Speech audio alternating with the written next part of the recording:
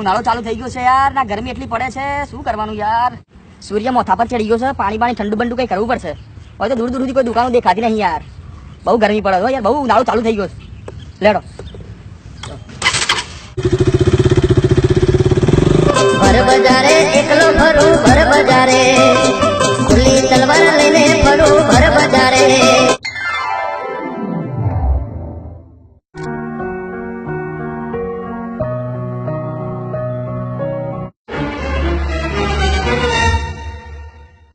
રામ રામ રામ રામ. આ ચકલીની આ દશા આટલી ગરમીમાં તરસના લીધે કઈ રીતે ઉછળી ઉછળીને મરી રહી છે. આ બધું આપણા લીધે જ થાય છે. માણસની જાતે જંગલો કાપી નાખ્યા, નદી, તળાવ, કુવાઓ, વાવ, દરેક જળાશયોને સુકાવી દીધા છે. અરે પાણી વધુ નથી તો બોર કાઢીને જમીનમાંથી કાઢી લીધું છે, અને જેટલું વધુ ઘટ્યું પાણી છે એને દૂષિત કરી નાખ્યું છે. તો આ પંખીઓ, પશુઓ પાણી પીવા જશે ક્યાં? મિલન, જ્યારે મરીને તું ઉપર જઈશ ત્યારે પરમેશ્વર જરૂર પૂછશે કે તે શું કર્યું.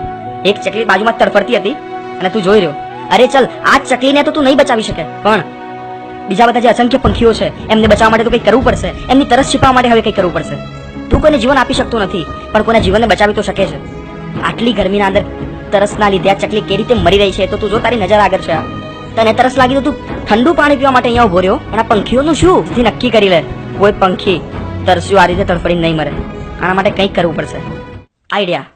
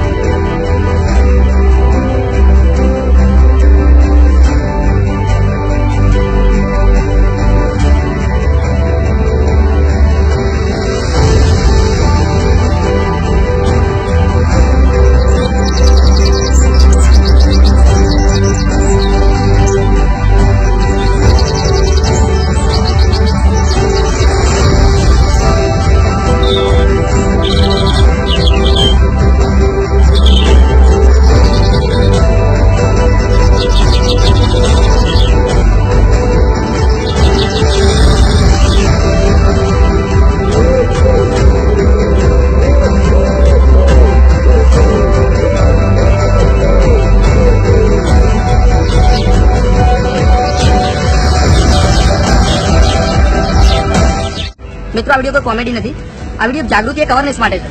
આપણે લોકો જંગલો કાપીને ઘર બનાવી દીધા, ઊંડા ઊંડા જળાશયોને ખાલી કરીને બોર બનાવી દીધા, કુવાઓ ખાલી કરી નાખ્યા, વાવો ખાલી કરી નાખી, તળાવોને ખાલી કરી નાખ્યા, સરોવરોને પણ ખાલી કરી નાખ્યા. તો પછી આ પંખીઓ પાણી પીવા ક્યાં જશે? માટે આવો એક અભિયાન ચલાવીએ. દરેક ઘરની બહાર આ રીતે કુંડા લગાવીને દરેક પક્ષીઓની તરસ છીપાવીએ. જય હિન્દ, જય ભારત, જય ગરવી ગુજરાત.